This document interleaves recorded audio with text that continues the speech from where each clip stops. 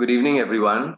I'm Daryl D'Souza, founder of Earthkeepers Connect and convener of the New Earth Summit, your host for this evening, the 25th day of the pre summit webinars leading up to the New Earth Summit in November. It is the second edition of India's first integrative summit on solutions to our problems in health, food, farming, and environment. I extend a warm welcome to our esteemed panelists of this evening, and also on behalf of our 10 Earthkeeper groups in India and overseas. And we express our gratitude to you for taking out the time from your busy schedules to be with us and to share your wisdom so that all watching this webinar and its recording later may better understand how an eco-friendly, self-sustained village model or even a self-sustained state model is perhaps vital for our future. That's our topic for this evening, developing a eco-friendly, self-sustained village model. So I will start with introducing our panelists to the audience. Dean De Cruz. After graduating from Sri J.J. College of Architecture, Mumbai in 1983, Dean joined architect Gerard de Cunha as an assistant in Goa in 1985. Enamored by the soft and human scale of Goa's architecture and lifestyle, he decided to stay here. In 1986, he became a partner in a firm called Natural Architecture, working out cost-effective housing in a very Laurie Baker approach using waste building materials and innovative design. In 1994, he expanded his base of design work, taking on small hotels, large houses, and institutional work as principal architect of Dean De Cruz and Associates. In 2001, he co-founded Mosaic, with general collaboration between disciplines as the core ethic. Having been part of the state-level committee for the making of the Regional Plan 2021 for Goa, his current emphasis is on urban interventions, sustainable principles, and conservation. Our next panelist, Feli Gomes, is a yoga instructor, public speaker, environmentalist, social entrepreneur, and the founder of the NGO Live Happy. He looks for practical and sustainable community solutions. The ethos is derived from the importance of living a clean, happy, and healthy lifestyle. Bhumiputra, son of the soil, hailing from the village of Asagaon in North Goa, he has been working to preserve, protect, and restore the sacred motherland through a holistic approach. After enhancing his understanding on yoga across various centers in the country, he is now doing his research at SVYSA Yoga University. Felly has also been traveling around the world spreading yogic knowledge, health, and the sustainable village model. He is always connected to his people and the soil and works towards holistic community development. Our third panelist, Avinash Tavares, is an IT engineer by profession and a democratic socialist patriot who protects the environment as well. He is the secretary of the United Goans Foundation, and he is part of the movement against Mopa Airport, the Coastal Zone Management Plan and Regional Plan. Avinash also works as a consultant for small and medium businesses. So here is our first question for the panelists. Is an eco-friendly, local self-sustained model of development the need of our current times? And especially what we're talking about is the new normal, where food production, healthcare products and services from local assets and resources, local jobs, education, energy production, etc., can be generated locally to some good extent, mainly to help money circulate locally and make the state and the community wealthy. Dean, would you please like to take it first? Yeah, it's absolutely. I think we realized from this pandemic that the only way to actually build our economy is to go back to basics. I mean, we've gone back to basics now.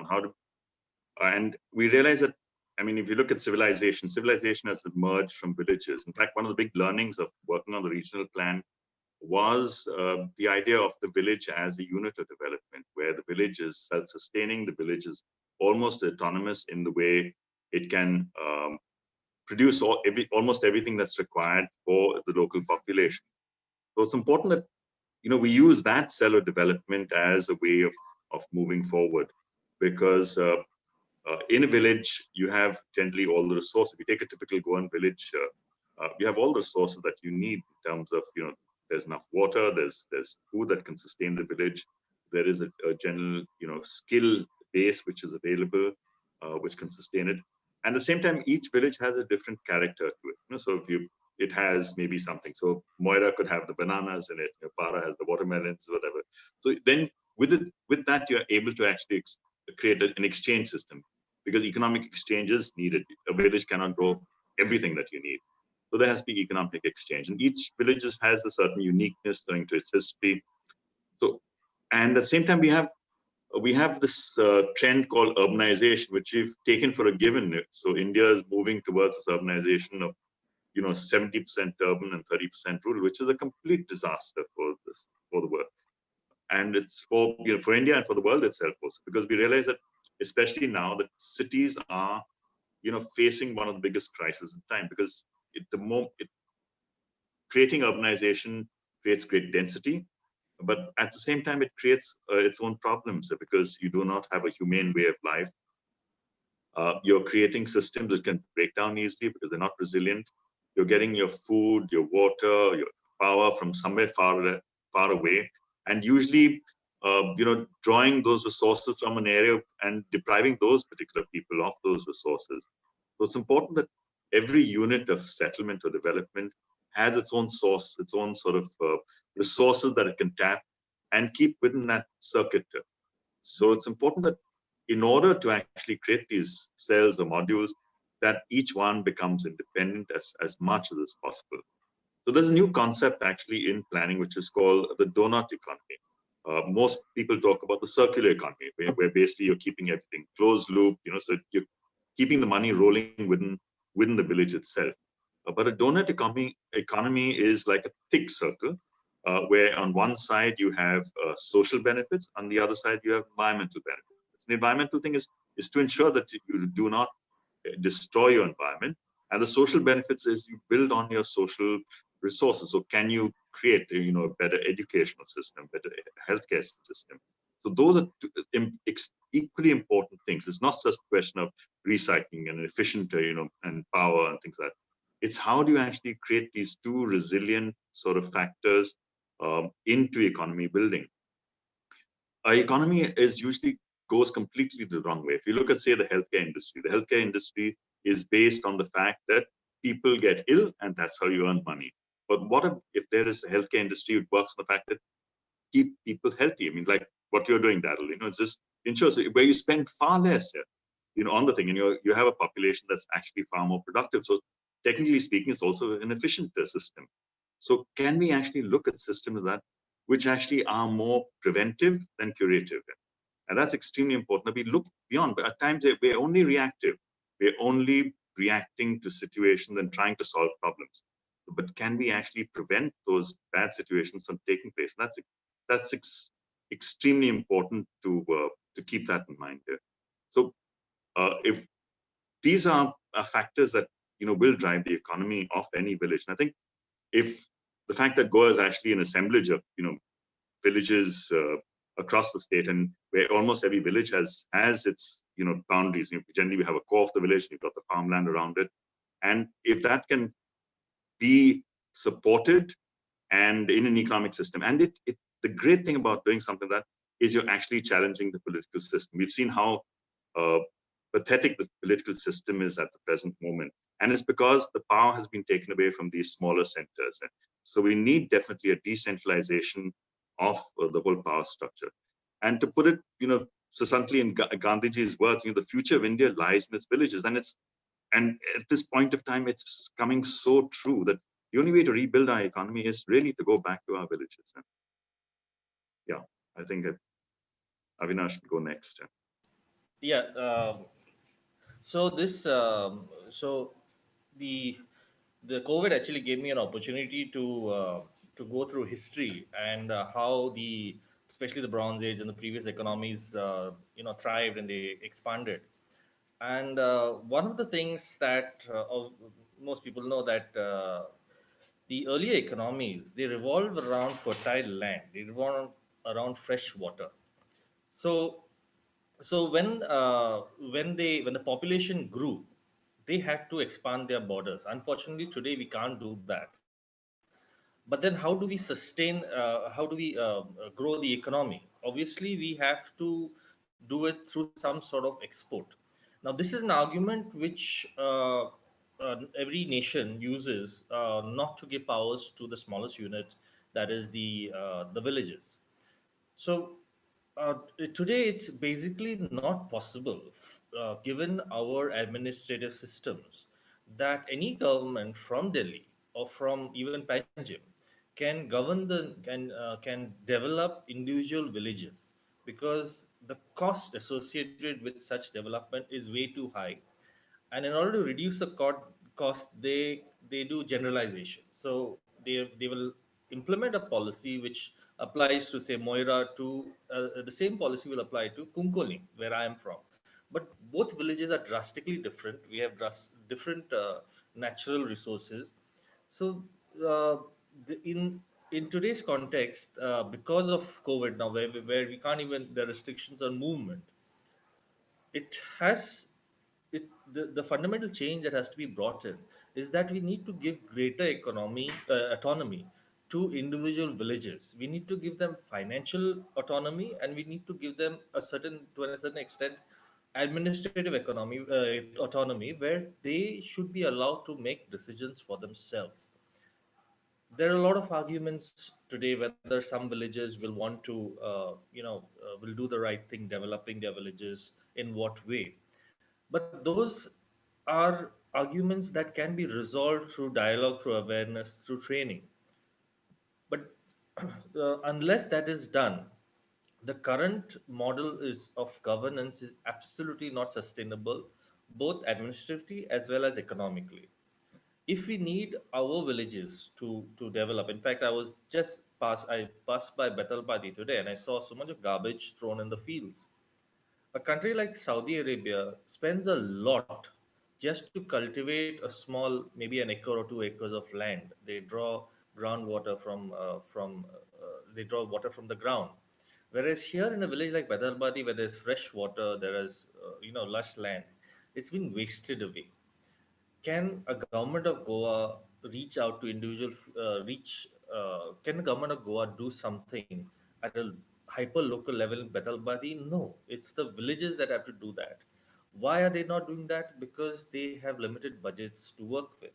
Most of the investment that comes in a village comes directly and not through the village. So, if we want our villages to be self-sustaining, if we want our villages to do the right thing in terms of, maintaining ecological balance, maintaining a healthy population carrying capacity, we need to give them that kind of autonomy. And this is something that uh, through these discussions, hopefully, the government should listen to. So, yeah, there. Uh, Yes, Avinash. Yeah. In short, if there is an urgent need to do this, because our cities, as we see throughout Goa, you pick any city, we do development plans, we do every year there's a budget pass, but look at the state of our cities. I don't think the we are these the cities can be, it takes a lot of effort to develop the cities and to make them clean, to give them a good sewage system, and we cannot allow that model to leak to spread into the villages, because that will be disastrous. So we need to go get back to the villages, let the villages decide how they should be developed. But urbanization is not a model at some. Urbanization is good. Let's be clear with that, because it is efficient. Since the if you calculate the carbon footprint per person in a city and in a village, obviously a person in the city has generally less, because they live in a smaller place. The travel is more efficient. But as of now, the way it is implemented, as of now, the way urbanization is taking place, it is definitely not sustainable for a state like Goa. So we need villages to step up and do the role of self governance and self development. Yeah, thank you, Avinash. Feli? So I really uh, talking about the village sustainable village model, what we are closely working on, and now the moment what is going on, especially now, specifically talking about this pandemic moment, where all these new possibilities what we can see first from the 10 years, like I'm close, Dean is closely working with our organization Live Happy and closely with me because he's an expert and the guru what I look upon, of course, Claude Alvarez.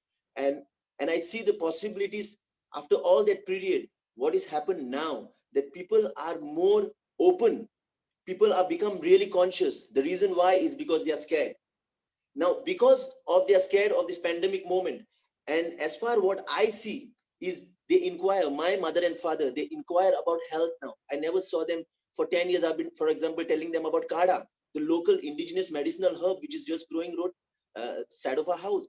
And those aspects, and talking about in a minor way, talking about micro and the macro way of entire tourism of Goa and entire what you're doing, Daryl, this precisely you're so deeply explaining and trying to convince the possibility of the prosperity of individual, like Avinash just told, it's individual demographic, is individual story, the history of the village, and holds the treasure, the how we can showcase it, and that can become the one of its kind in the entire world. And that's what our Goa and the Goan villages, what we have, more than 190, I'm sorry if a figure has gone wrong, more than 190 villages could present as a form of vegetation, as a form, like at least what I'm close to is the heritage of the place, of my village, where showcases to the tourism, and I get in return by telling of the village. But said and done, the challenge comes, who is supporting people, who are the supporting authorities? And that's the huge challenge, where the present scenario of the government is not much seeing. For example, we have the richest authenticity of the world, and that's the biodiversity. And how in the name of development, how the government cannot see that prosperity is just of development and infrastructure, and the present scenario, as Dean said, that the conversation should begin from the local to decide what is good for their local village.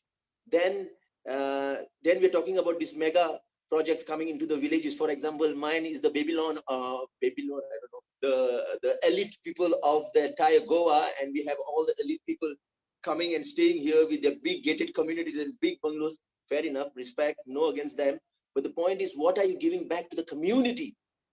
When you come in, when you stay, what is giving back? And that amalgamation, that connection should happen, the conversation should happen between, and the government should, the policy should support it overall. When they talk about supporting other states, disconnecting our source of livelihood, that is the water. For example, Madai, we are talking about the Molim. What are the resources what we can have very locally to know, to go for the future? That is what I see. We need to go to our past and understand what is our past, and dwell with it, and think about the future, taking the local into consideration. Thank you, Feli, for those wonderful viewpoints. For our audience, I just want to, bring in some perspective of what Dean shared earlier, that the city, the urban development and the metro city, especially in our countries, about the development model being so wrong on many aspects. And one aspect that Dean mentioned was, finally, when the whole, city is, we see in Mumbai, it's, completely concretized. then you need to get food at least on a daily basis from another place. So there's transportation time, there's food getting spoiled, but to prevent that spoilage, there are chemicals sprayed on it. So there's carbon footprint happening over here. And that is one aspect. But the other aspects that I have been talking about, and other panelists also have been talking about in this entire series of the webinars, is that the city people in the city are falling sick because it's not a natural environment living in a concrete box and these multi-story buildings, because you don't get proper sunlight, so you don't get vitamin D. To compensate it, you have to go and pop pills, so you're kind of living on a life support system. Then besides that, you don't get earthing or grounding, and that also creates a bit of illness, uh, being footwear all the time. At least people here in the village, or people who have villas or bungalows, they do walk around barefoot. Then another aspect is the water. In cities you get water that's completely sterile, because it comes from the municipality pipes, and there's chlorine in it, so there's no healthy living bacteria in it. So your the probiotic bacteria that should be coming into your system daily is not there in the water, and so you have to buy probiotic capsules and make cultured vegetables and all that. So many choices. Just this is just on the health aspect, and then of course you have congestion, you have pollution, you have a stressed lifestyle, and uh, several other factors also, which are got to do with cost of living. The entire food, the majority of the food system over there, people are buying processed and packaged food products from all the amazing malls. So that's become a culture in this country too, and there's a lot more sickness happening there. But if you are living in villages where there is some land to do farming, then you at least have a chance of getting fresh produce. So uh, I will ask our panelists the next question, which is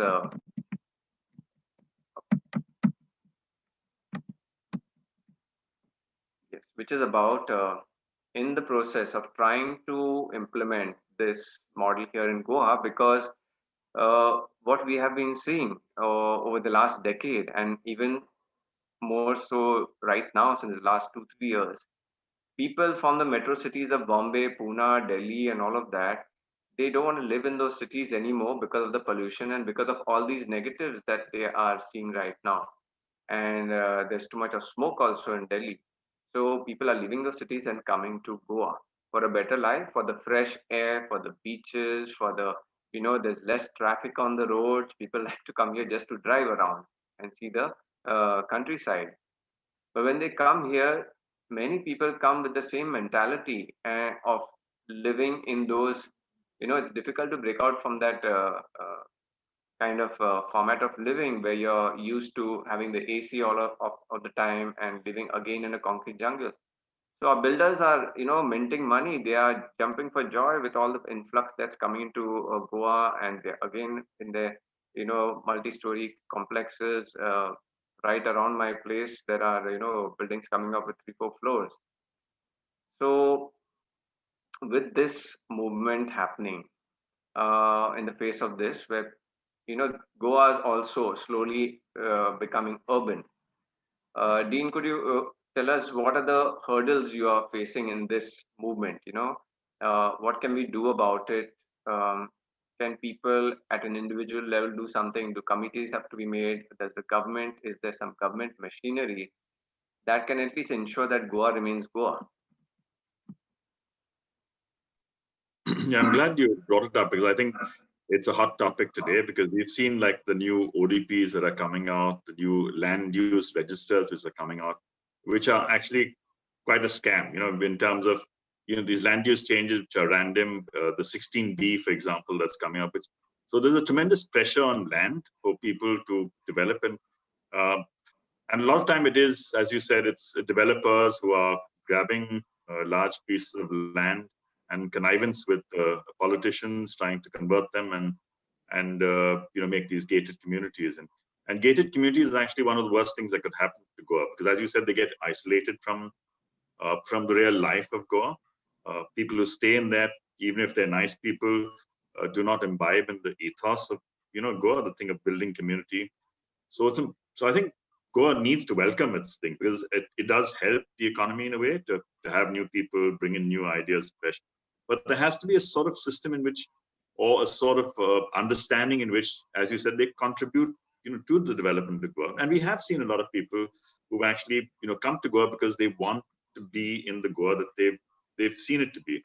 And of course, there are other people who just look at Goa as some place to exploit. So it's important that we engage with people who actually want to preserve the Goa, even if we call them outsiders, because there are a lot of people who actually come here with the intention of, living or imbibing in the sort of spirit of Goa, and there are a lot of people who don't.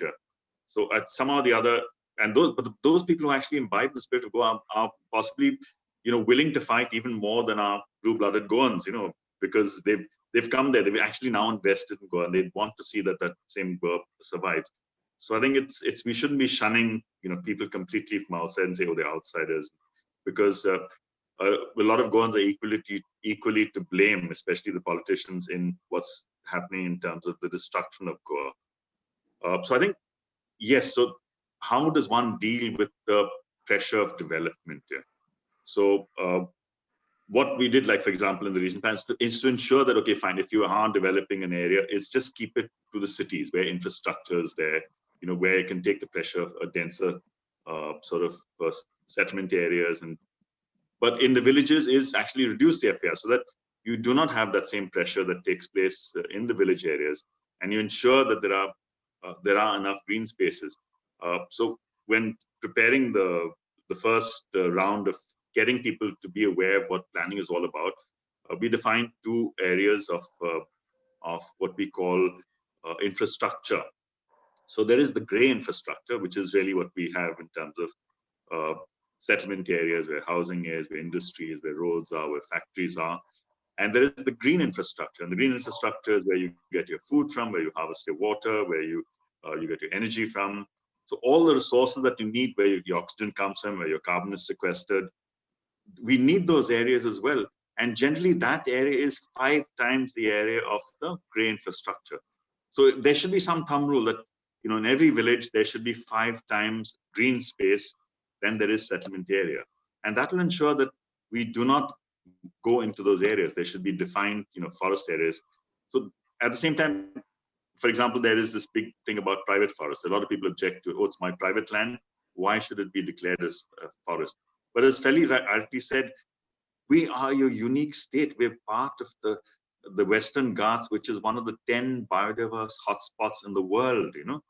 We cannot lose it, and we cannot put the same template that we use for a place in Gurgaon, for Goa, where we say, okay, fine, no, we can cut it, and we just need so much of forest over there. We have to keep that biodiversity going, and it's essential that we recognize that it's unique. And so what if our percentage of forests is much more than what other parts of India is? We need to preserve that.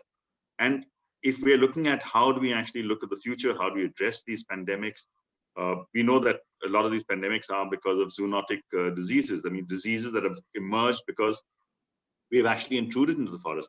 We have released those sort of pathogens, they've released those sort of viruses, which otherwise live in the wildlife safely tucked away, and they're all coming into our systems now.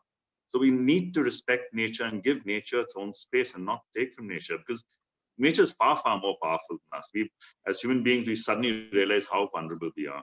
And it's only if we respect nature, are we able to actually ensure that, we live in a symbiotic relationship, and mankind will be threatened. There are people who are saying that, civilization as we know it could end in the next 50 years. And, it seems very, oh no, the doomsday and, it can't happen.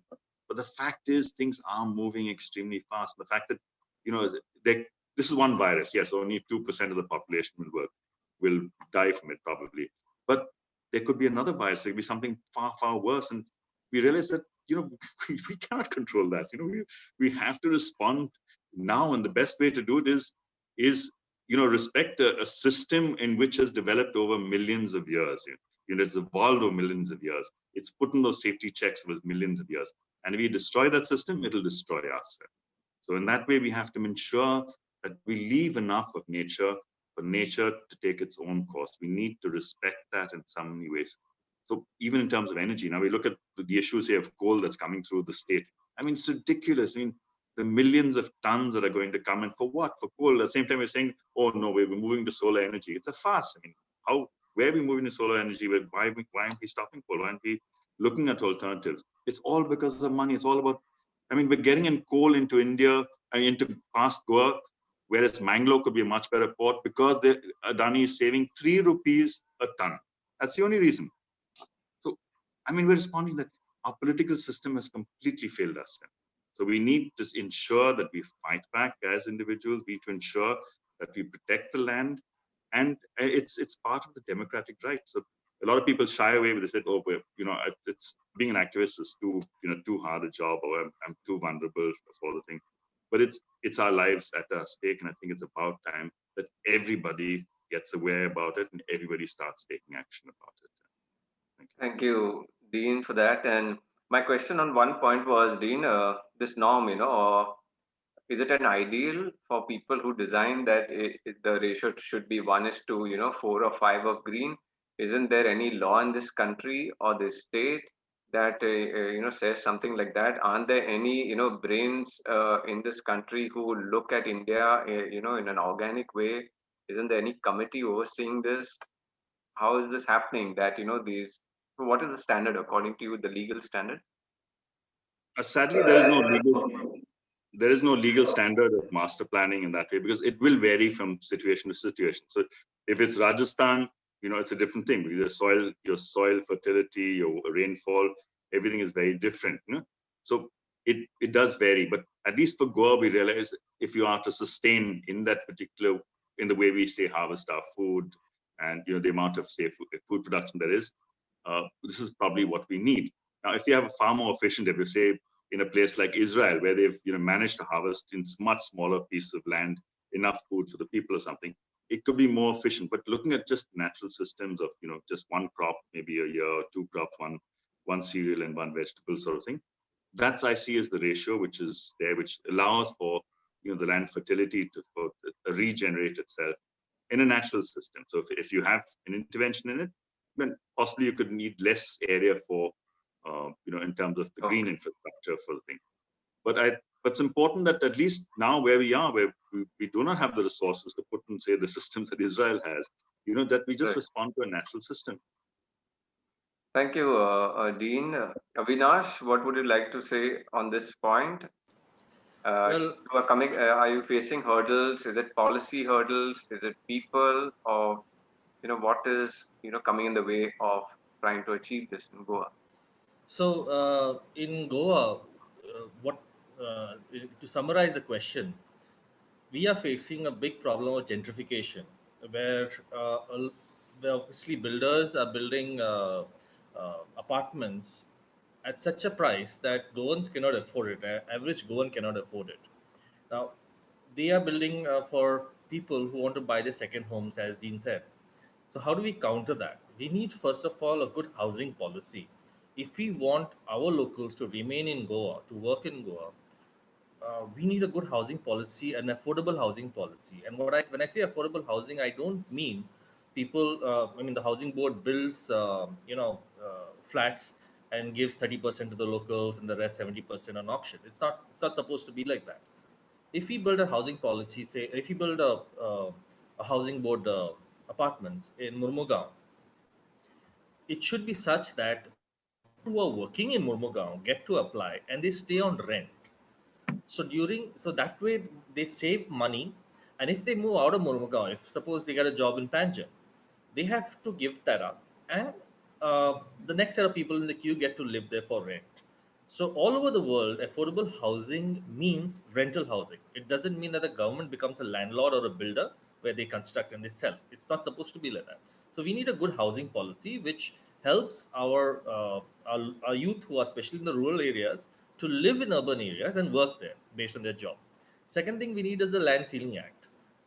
Too many people in the Portuguese time, you could not own a lot of land simply because you had to pay tax, and they would measure tax up to the value of a mango tree. So they will calculate how many mangoes you will harvest. Even if you don't pluck them, you still have to pay a tax on that, some 5% or 10%.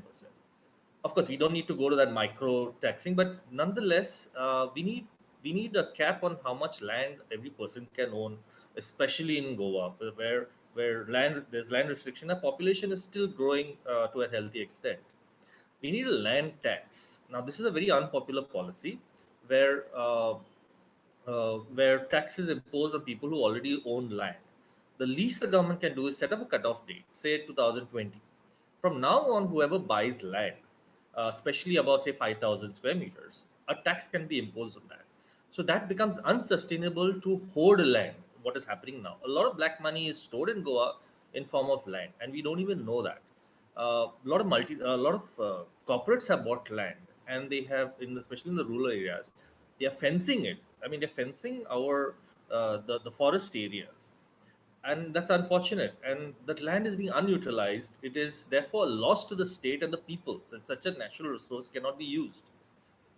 We need a non-occupancy tax specifically for the villages, because if you see, there are a lot of buildings constructed where the shops are closed, the flats are closed, and the villages are not allowed to impose non-occupancy tax. That will go to a certain extent of limiting the all this second all these holiday home business that is going on. And most importantly, we also need an integrated transport system, wherein you don't in village the villages were not planned around cars. That is why they were so green and clean. The moment we started planning our cities, towns, and even villages today around cars, by making sure, by showing 10 meters road, and that's when the you can, for lack of a better word, destruction of the village happens, because everybody wants a road to reach their house, and they want it through other people's properties. For that, you have to cut a lot of trees, and then you have to spend on maintaining those roads, and therefore it's a loss to the panchayats. A lot of money goes of panchayats to just maintain these roads, and instead of say planting new trees and making it green. So these are just a few policy which steps which I feel are required for Goa if you want to protect it. This will also get enough revenue for the state, which we can invest back into the villages so that they can become self-sustaining. Where will we get the money from to put solar panels for the village if we want to, move towards renewable energy?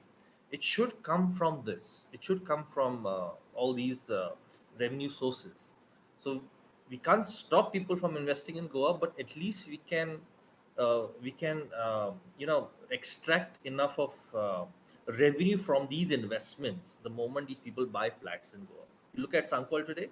There is a complex coming with on a 2 lakh square meters area, and it's going to be using nearly 1 megawatt power. That is our total state. The power utilization is 500 megawatts. This is going to be using 1 megawatt of that, 1 or 2 megawatts something. So 12,000 people are going to be living in that complex. Are they going to be working there? Definitely not. This is only for holiday homes and all.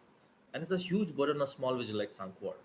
So how do we mitigate it? It is through policy which the government has to take. It may not take because it is quite unpopular. But if enough of villages push for it, I'm sure that the government will relent and at least puts things like non-occupancy tax, a land tax, and a land ceiling act to limit this sort of gentrification. Yeah, thank you, Avinash, for your views and some yes points more on regulation, law, um, and I would like to take Feli's input. Feli, that you have been trying to promote this in Asagaon and this concept across. What are the hurdles that you have been facing? In trying to make the village sustainable. Yeah. Thank you, Dean. Thank you, Avinash.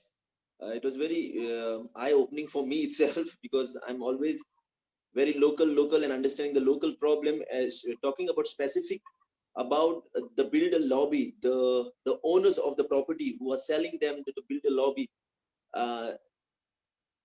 The main point of talking about the local people, how they how do they tackle this? How do they face the money which they have never seen in their life? Of course, all the Badkars, first of all, have a lot of money in their bank, but now the value's gone beyond. Like, for example, all these years, for the past 5 years at least, whoever asks me whether they want to buy a property in Asagaon, I tell them, don't buy a property in Asagaon, go to Greece and buy an island. So that's the price what is going on in Asagaon. So when this much money which comes into the existence of this Bharkar, so-called the landlord, it's easy for them to sell. Now, the people who are buying, the builders, now they are less bothered about, as Dean said, what is the authenticity of the village?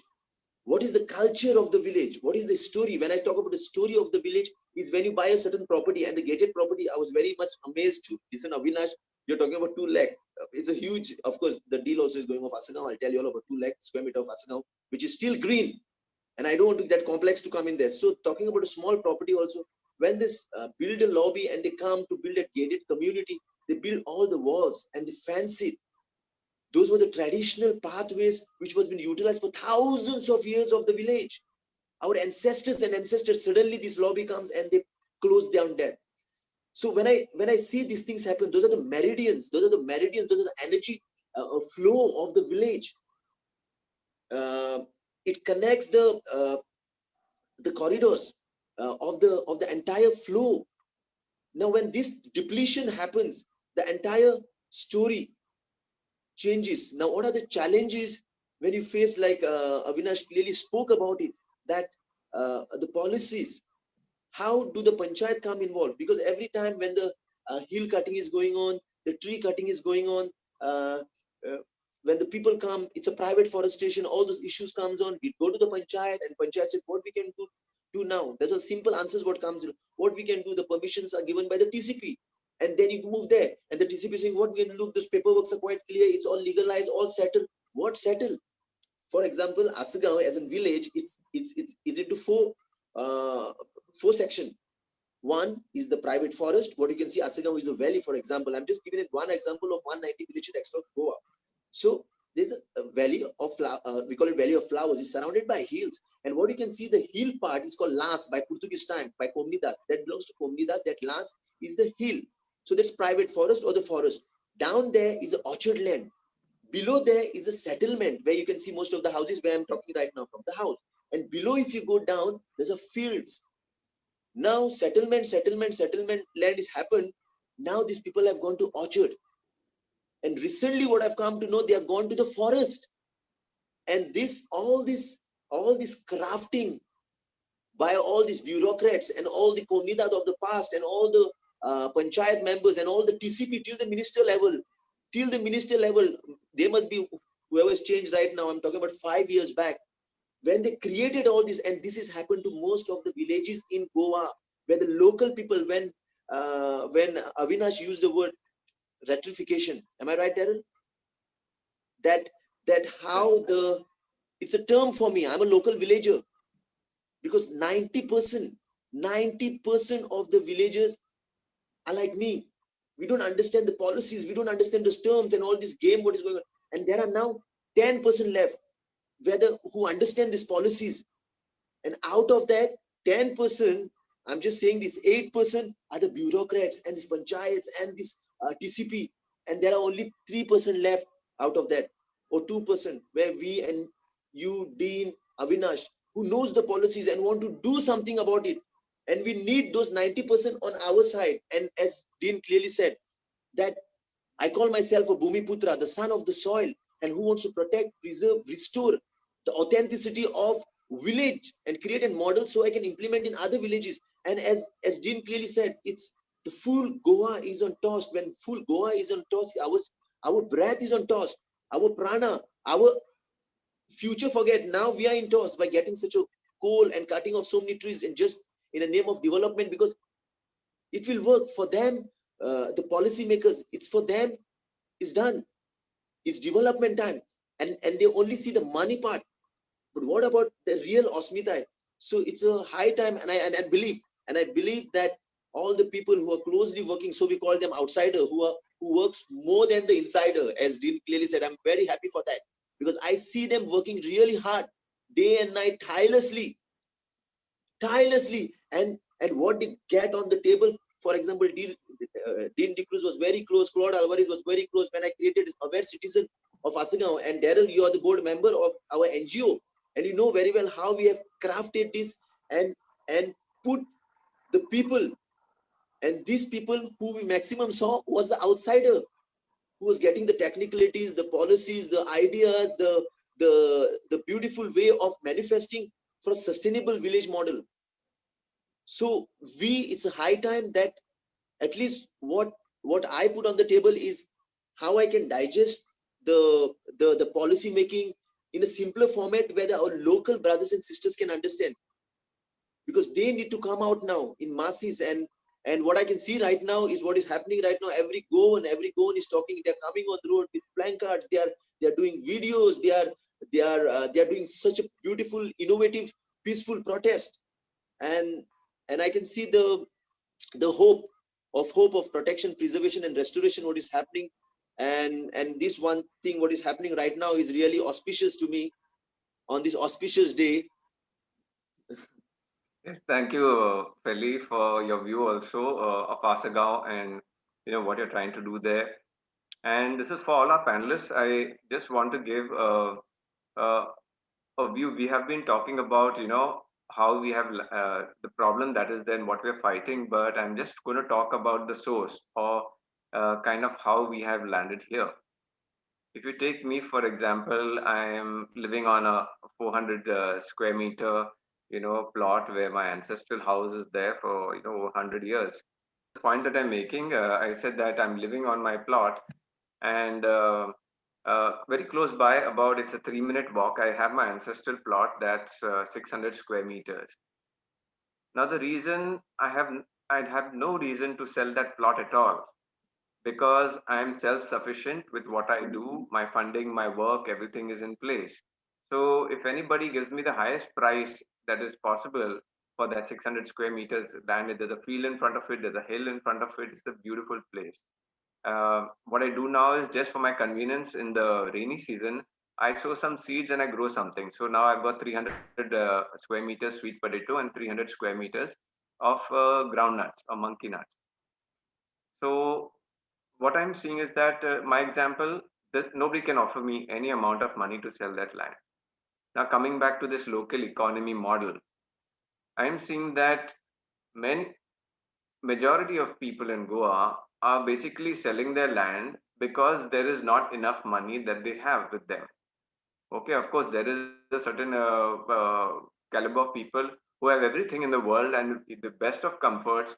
And instead of being a crorepati, they want to be 10 times that. So they will sell whatever, 1 to 10 acres, whatever they have. So those people, they will do what they want. But I can see a large number of people in Goa selling their small plots because nobody, can buy if you don't want to sell. So I see there's a collapse of the local economy, local money generation over here in Goa, and that is why houses are drying up. They have no income, and so the only thing left is to sell the ancestral plots. Everybody has got 2, 3 plots around the place. They keep on selling one after 5 years, and then they are left with only their own home plot where they live. So I see this as a systemic problem, and now attaching something more to it. What I've also observed is that,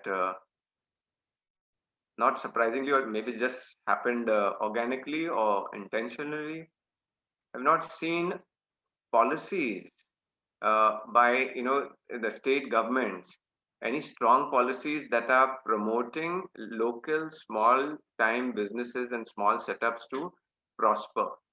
So it's just left like that, and they allow, administration allows small businesses over a period of time. You see now in Goa, there's no fish left in the sea, so fishing is not a lucrative income anymore. Why? Because of the mismanagement of the policies, and people are using smaller size nets.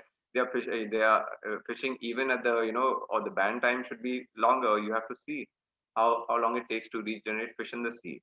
Mismatch of policy, overfishing, so there is no fish in the sea now, and you have hardly any other local jobs or entrepreneurship business models that are going on. So that's why the rest of the people on the road, every second guy who's working on the road over here, local Goan, they are a real estate agent. Okay, just anybody who knows about 10 plots in their area, they have become a real estate agent, right? Because there are no other jobs. And the other thing is tourism, commercial tourism, that is causing so much of overpopulation in certain coastal belts, and a lot of garbage problem and all of that. Uh, that's the next income. You become you're a taxi driver or you're a booking agent and all of that.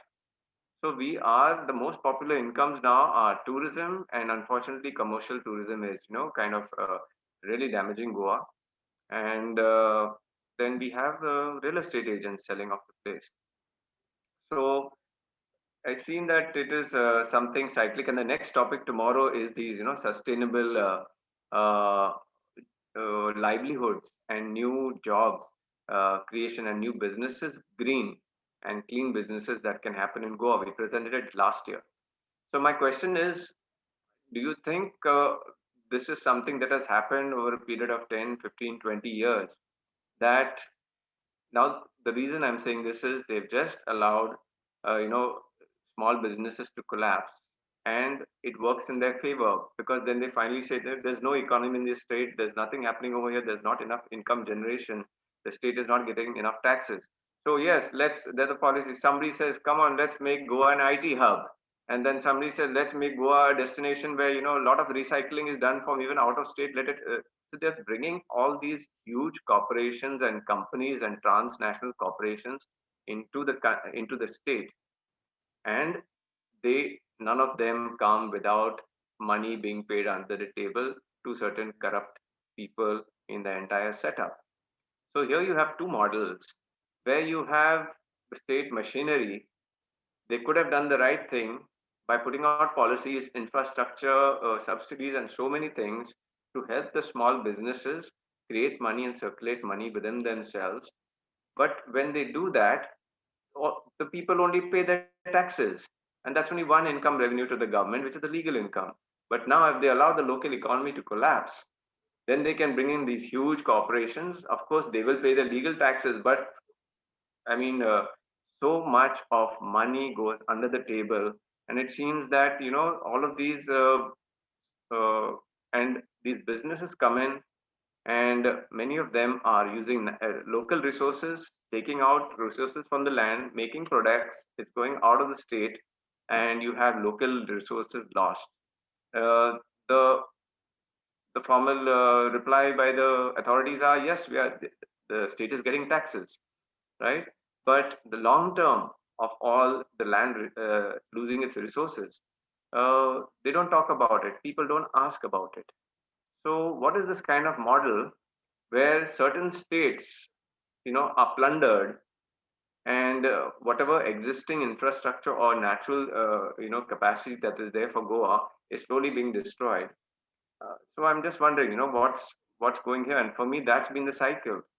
They've allowed the local small businesses to fail over a period of time, and now there's a very good excuse to bring in everybody else from the world and make this an IT hub, or again an urban, state again, stating that all of these projects that come into this state are going to generate revenue. Dean, what's your comment on this? Yeah, I think it's good that you use the word plundered, because I don't know if you're looking at the statistics of what's happening to the economy and individual wealth over the last 8 months. So the individual wealth of the billionaires in India has actually increased. So some of them as much as 50% in the last 8 months. And that's because of the virtual plunder, because people are selling out at lower prices because they do not have the cash flow. So they take advantage of these actual situations where people are vulnerable and take full advantage. And that's exactly what's going to happen over the next year. So it's important that people actually hang on to their source of earning and not just completely sell out. So how do we actually support that? Yes, people need help. So for example, if you're looking at what happens in villages, now we've seen villages, real estate, as you all know, has shot through the roof. People cannot actually afford to buy anything today. But how do you support local systems? So one idea was actually, say, creating a food courts. And I've seen this happening in Southeast Asia. If you look at places in Indonesia, for example, for the local population, they create these places where people can bring their own little food cart. They have a collective system. You just pay, you buy coupons and you can eat from any of these food stalls or buy any craft in that area. So it's a place where it's like a sopo-like place where you just pay, daily rent of a couple of rupees or bahts, whatever it is. And you can be there and people get actually a flavor of the place. So rather than allow the local population, where they have no option but to say, build illegally in the field, or build on somebody else's land quietly, or usurp something else. They're actually given a support system, and that support system means that they'll be provided water, power, their garbage is taken away clean, and it doesn't cost the government much at all to do something like that. So we can actually put in these social systems, as I would call it. For example, we were appointed by the Maharashtra Tourism Development Corporation to design a 40-room hotel in a place called Hadi, which is in South Maharashtra. And so we went over there. So luckily, there was a really great IAS officer who was actually heading NTDC at the time. And we looked at this village, really pretty village. They had this piece of land, and they wanted a 40-room hotel because the minister of the local area wanted a 40-room hotel. And usually in Maharashtra Tourism Development Corporation, what I've seen of their hotels, they don't build them very well and they don't run them very well. So, but MTDC's job is to create tourism, and it doesn't mean tourism is a hotel. So how do you actually? So we proposed he said, let's create homestays. So we measured all the houses in the village. We said, by renovating this or by putting an extension over here, let there be these one-room hotels, and you create a collective system. You create microfinance for them. You create a standardization. So everybody becomes their hotel owner. So you give them dignity. You give them a support system in which they can actually, how do they, get into running a proper hotel. You have a single call, and you can stay in any place that you want to. You've got a far greater experience of the village because you're staying with the family. The food experience is much better. And that money that you would otherwise have spent on a 40-room hotel will go on to development of the village. It'll improve their road a little, improve their marketplace. It'll put in, say, facilities of toilets maybe for the tourists on the beach, do up the jetties of the area, whatever. So you're spending money in the right position, but that needs out-of-the-box thinking, because our typical solution is the typical, way we go about it. So we need to spend money innovatively, and it doesn't need big money. If you look at, say the smart city initiatives that's taking place, at times it's money put in the wrong direction. So we need to look at how do we actually use this money effectively and create schemes which are far-reaching, small money with big impacts. And that's the solution that we all need to look at. And it's very easy to do. And I think the best way to actually build up is create a support system. So we have Comunidad lands, for example. The Comunidad system in the old days used to run beautifully through the auction system. So every year, everyone the best bidder got the chance. And the next year, so the able-bodied of the village would actually toil the land and get produce. And the people who are not able so much would still get the benefits, through their zones or whatever. So we need to recreate systems of that. So while the Comunidad system is mostly failed, so can we create a cooperative system that use this vast bank of Comunidad land to support our communities in such a way and make them fertile again? So I think there's a tremendous amount of potential. It just needs good, deep, and out-of-the-box thinking in order to really address these systems and the issues. Thank you, Dean. Avinash, I would like to ask you now to comment on what I shared, that local economy and local business has been allowed to collapse without support, proper policy and support to locals, and over a period of time, we have hardly any local business happening and local income. So people are just selling off their land, and that's the entry, of course. Yeah, please. Yeah. So, with respect to our villages, we need to understand some basic concept, because we must realize one thing, that what is happening in Goa is happening elsewhere too. So Right. unless we understand the pattern, it's very difficult to find solutions for our place. So Goa in the recent times has been suffering something described uh, as in ex, what's the term, in a book, Why Nations Fail, there is a term called creative destruction. Here in creative destruction, any new technology that comes in, it destroys the current status quo. Now, say for example, Amazon. A lot of businesses today in Goa, retail businesses which are mostly in the villages and in the towns, are being destroyed because of Amazon, where we find it very convenient to just book online. Will those jobs be ever replaced? The jobs that are going because of this new technology? The answer is no. You can move into something like a delivery boy, but you are a retailer will have to take up the job of a delivery boy from Amazon. Now, this is at the local level. At the higher level, what is happening is as Dean said, there is a income gap, there is a wealth gap that is taking place where a few people are becoming billionaires and the middle class and the poor are getting poorer. Why is that? Because money is being accumulated at the top. This is happening in all major countries. What is the solution to it? Number one, we need to tax the rich. The rich, people who earn more than 5 crores, the slab above whatever they earn above 5 crores, has to be taxed 70%. This was done in US during the 1950s, 40s, 50s, and that ushered the golden age of US because that money went into welfare programs, into schools, into roads. And since the new set of billionaires are taking jobs, more jobs than they are creating, we need to tax these people. Second thing is, how do we keep our people in the village and so that they don't go to other places? There are many creative people in Goa, but that kind of creativity will not earn them anything. They will not earn them enough money to sustain. Therefore, we need something called universal basic income. This is happening across the world. The demand for universal basic income. So if every goal, say we have so much of mining taking place, if we have so much of tourism taking place on government land, it's not just one private land, a hotel or one private land, wherein the private party gets the benefit of it. The cost of that hotel is spread out through the entire population locally as well as the entire state. For example, sewage or pollution or that sort. So we also bear the cost of that particular five-star hotel or that particular restaurant at any given place. So, universal basic income is a way of substitute with paying people back for that kind of, keeping them in the state.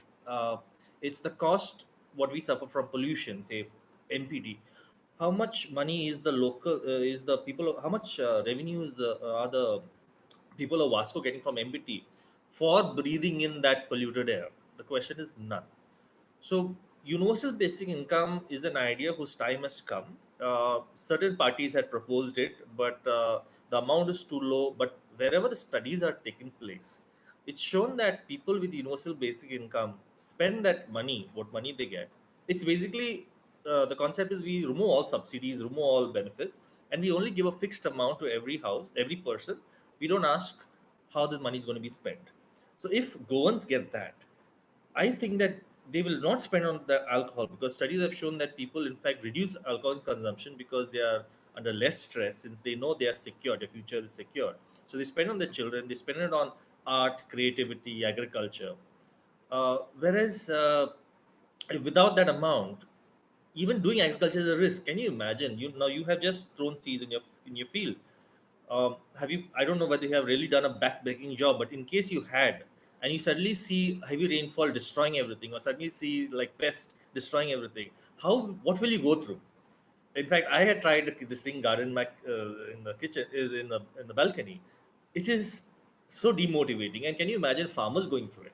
We expect them to make food for us at very low cost, but it's a huge risk for them, and they need something like universal basic income to sustain.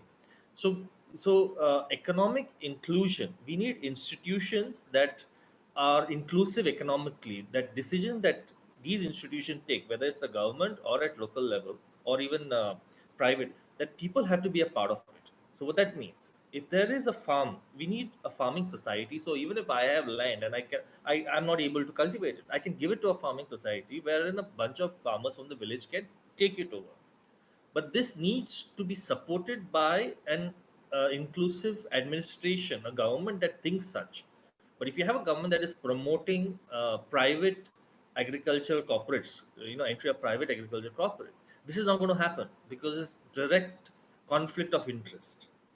uh, the movement needs to come obviously from the village side also, because there's a lot, like we were saying, fishing. That's another challenge that we are facing. Why is fishing becoming unsustainable? Because the fishermen are looking to maximize their profit with minimum effort. Why is that? Because they cannot store their catch. Is there a cold storage in Goa? No, there are private cold storages which buy fish, and they are the ones who regulate prices. In fact, they even have they flood the market with very cheap fish when the fisherman catches. So what happens is he cannot sell it at a decent price. So if you have government cold storage, the fisherman can put that fish there and he can sell it in the coming days rather than having to sell it at a very low price. So a lot of this has to do with inclusive policies. Why are no cold storages? So fishing is a very old tradition in Goa, but why have there been no cold storages? Precisely because we are supporting the government is supporting the the lobby, the fish mafia, or whatever you can call it. We don't have a fishing college. We have engineering colleges. We have Yeah. IT colleges with very few IT companies, but we don't have a fishing college. So all these institutions need to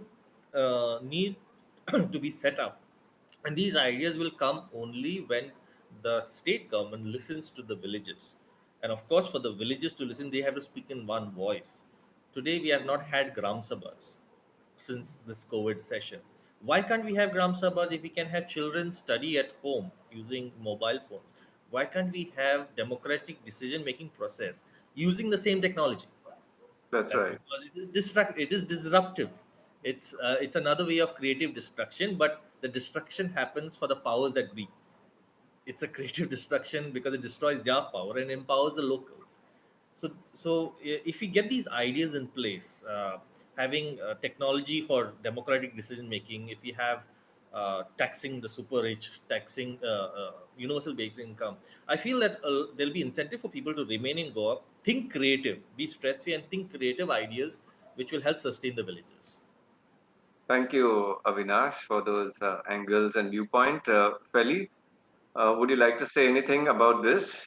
That how the local economy is, and small businesses are allowed to fail, and that opens the door to big corporates, big businesses who all pay money to the, government machinery, to the, you know, corrupt politicians, and they come in here and do business, use up the resources, and kind of make their profits. So the big guys are getting bigger, whereas the small guys are having no money and finally selling their land. And then that opens the gate again to people who have lived in cities with all of these ideas of living in, concrete big buildings. What proposal what you all gave to the ministry level, where has the money and the power and the beautiful sustainability and the prosperity of the entire village, where individual house becomes the room, and they grow along the business, and the excess, the income of it can be reinvested back to the village, and that was something phenomenal. Even I would vision, that would be my to see how that is implemented, like how Avinash uh, so nicely said that how the local farmers, how we get this vegetation, and these builders coming in. For example, what do I do after seeing all these things? Because I can't even imagine, can't not a single person from Asanga who is at least locally who I know, they can't even buy a single part of the property. Now the conflict is buying, forget. They're thinking how to sell the property and buy a flat and just stay somewhere, because the price is so much. They're thinking then how to put that money in their bank, and how to sustain this that life, living this authenticity, going back to the city life, and living in one flat, and spend that money what they'll be collecting in that bank, forgetting uh, uh, the the possibility, what we are looking at least what I could hear from Avinash and Dean sir, that I take people for heritage walk, and that's my income. How do I sustain myself? Is taking people for heritage walk, and showing the story and the history and the biodiversity and their culture and their food, and there are many things which have been weaved only in the radius of 2 kilometers. If you see around now, Asagaon is 9.5 kilometers radius. When I talk about Asagaon, I'm saying other villages also possibilities. I just take them around for 2 kilometers of radius. Like that, you can go more 10 square kilometers in radius in entire villages. And I'm getting paid 1,300, for example, for this walk with my mother's food and all those, sing a song with my gumot, you know, and I sing along and give a experience, and I'm prosperous. And there are people who are enjoying it.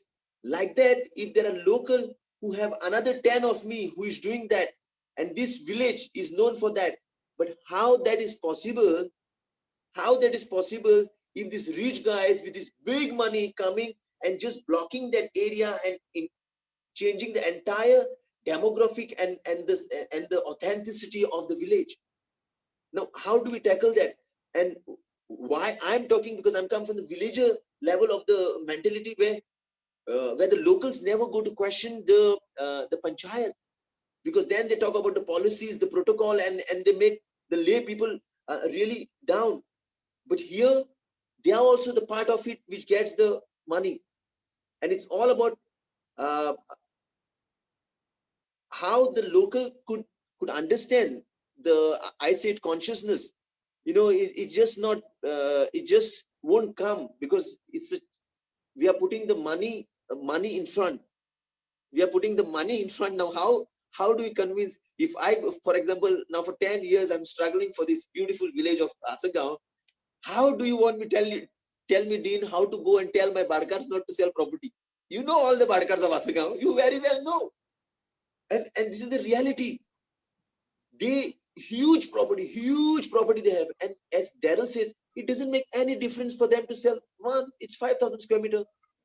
And sadly, for example, I take them for this walk in the forested area, and that is belong to Komnidat, and that is called Lance. Didn't look at this, huh? You know very well all these guys who were there in past Komnidat land of Asagaon. So this called Lance.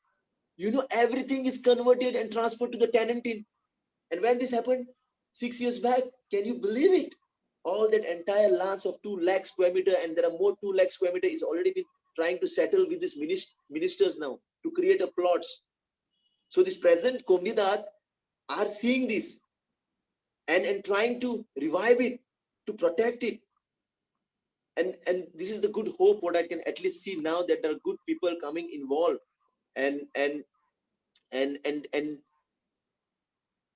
to see the better future. But at the same time, there are huge, at least ground level, there are Goa, it's more, but at least in a village level, I say it's a huge tycoon with powerful people and huge money they have come in Asagaon. And just a local person, how to come across this. And as you say, it's always, my thought process is always about how to creatively, innovatively create an awareness to the locally and to the people of Goa, especially to the diaspora who owns the property in entire Goa, but they are there, but their heart and mind is in Goa. How they come in support, invest their money in buying the local property and keep it for their future children. And that can be possible. Yes, Felly, that's a wonderful idea. Especially last what you said, how Goans across Goa can kind of, if people, that's the real thing. And I come back to that question again. If every home and house in Goa had enough money, because they were running some business around their place, if they had enough money to feed all their children, to educate them well, to get an online connection, to watch all the movies, to have a trip around India once a year, to visit their cousins in Dubai, if everybody had all of this, would they ever need to even think about selling their land, right? I would say like 80% of the people really would not do it. So now I'm just going to show a few slides of our presentation that we did last year, so that people have an idea of how many kind of incomes are possible in Goa and which are not actually happening. Now I'm telling you one simple thing.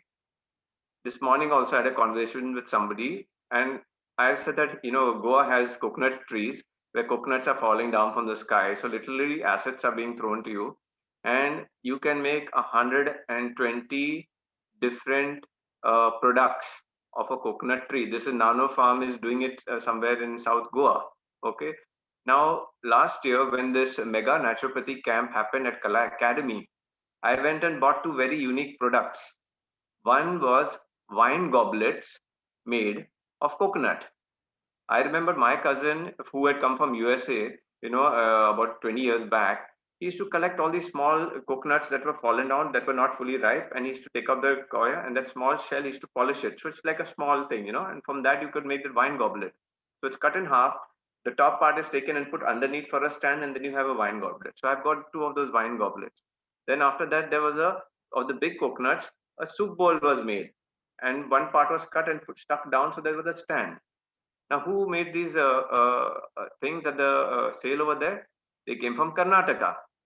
Okay. So now I'm saying this is a simple question. When assets are falling from the sky, Goans, how come there is no big industry in Goa? How come Goa is not known in India for putting out 120 products in this country and across the world, right? So the assets are there, but people are not doing it.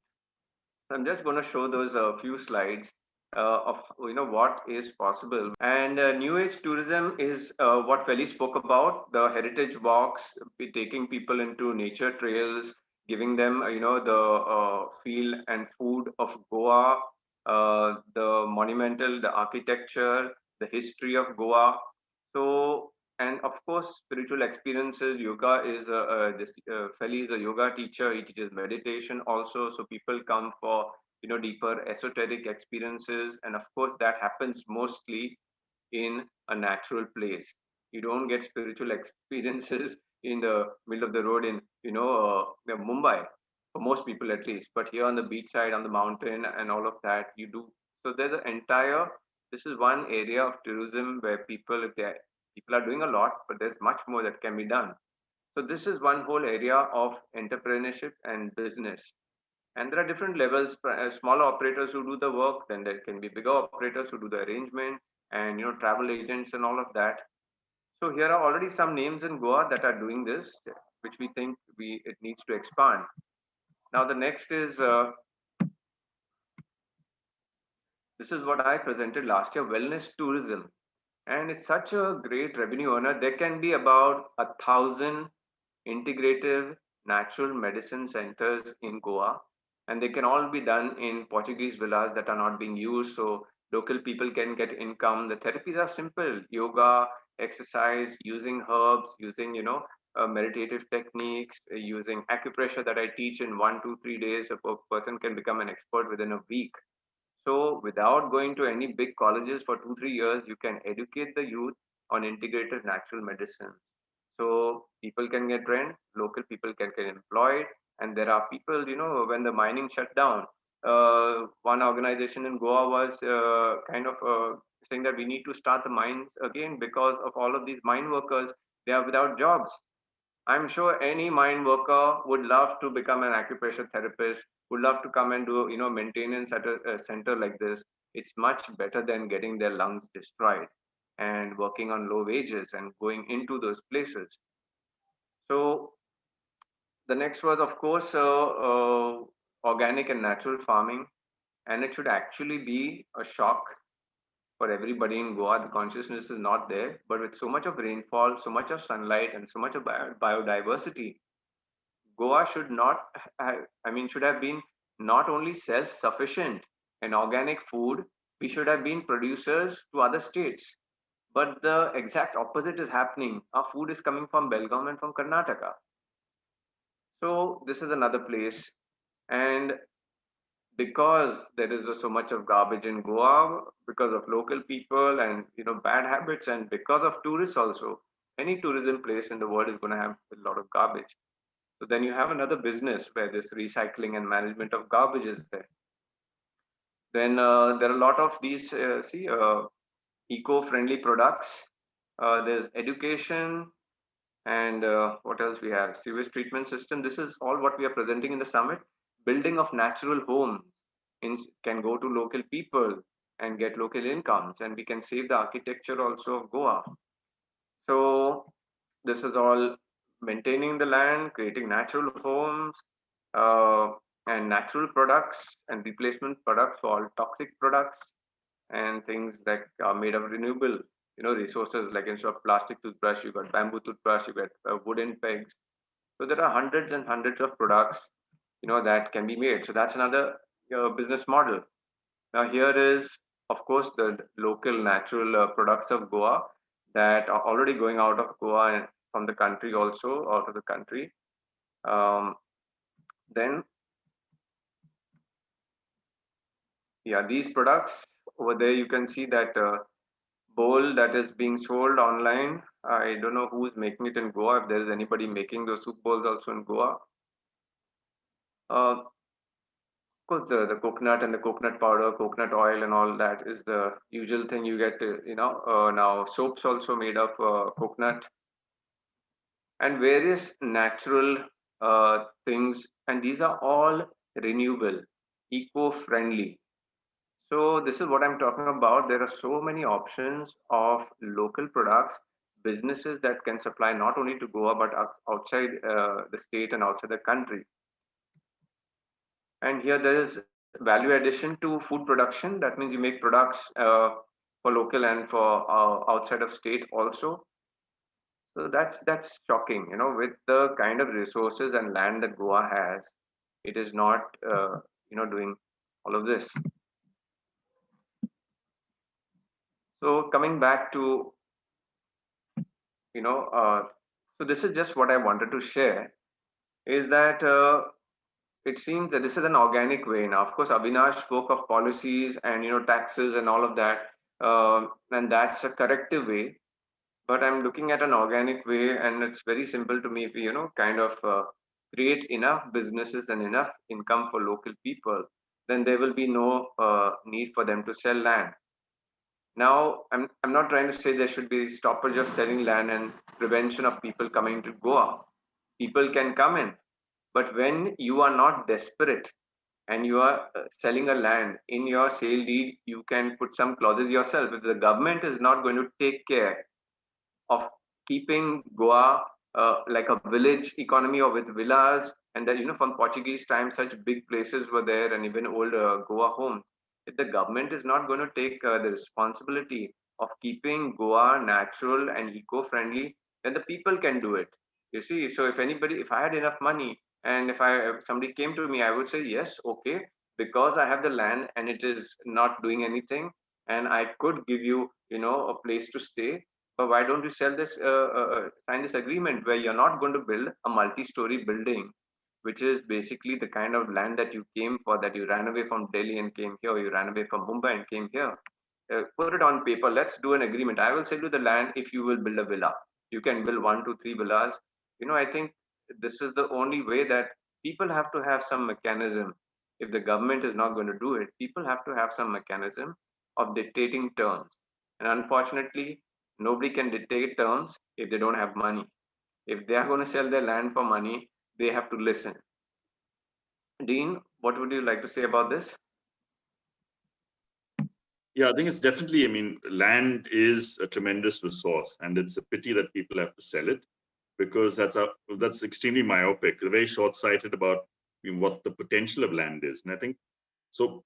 There are many ways in which you can actually make land pay for yourself, which will earn you more money than it does in a bank, in terms of interest, especially with interest rates so low today. So my daughter is actually working on one of these concepts. How do you actually make this land? So with people who got, say, extra piece of land and they want to grow something for themselves, is how do you actually share it with the local population? So she's working on the idea of food walls. So basically, the giant mesh walls which are the edge of your property, where you grow on the land inside, but you allow, so whether it's beans or the fruits or trees, something on the edge of the property, so you get to harvest maybe 50 to 75% of what you're growing in your land, and the 25 to 50% actually leans over the edge of your property, and you allow for any villager who needs that resource, who doesn't have land, to actually partake of it. So you're giving back to community in a very informal way, in a dignified way. You're not doing charity. You're actually allowing for the natural systems, as Felly said, to take place. Where, in the old days, we'd go on the hill and eat kantas, whatever, or we berries from somewhere, or jamun from somewhere, mangoes from somebody else's property. So all this of caju, whatever. So all this was available. There was nobody would stop you from, getting into those areas, because it was an excess. And now, of course, we've gated everything in. We say, no, this is ours, whatever. And we much prefer to let it rot than to let somebody else take it to. So the thing is, how do we actually get back to those traditional systems of sharing? So that's equally important. And as you said rightly, is how do we actually connect with the earth again?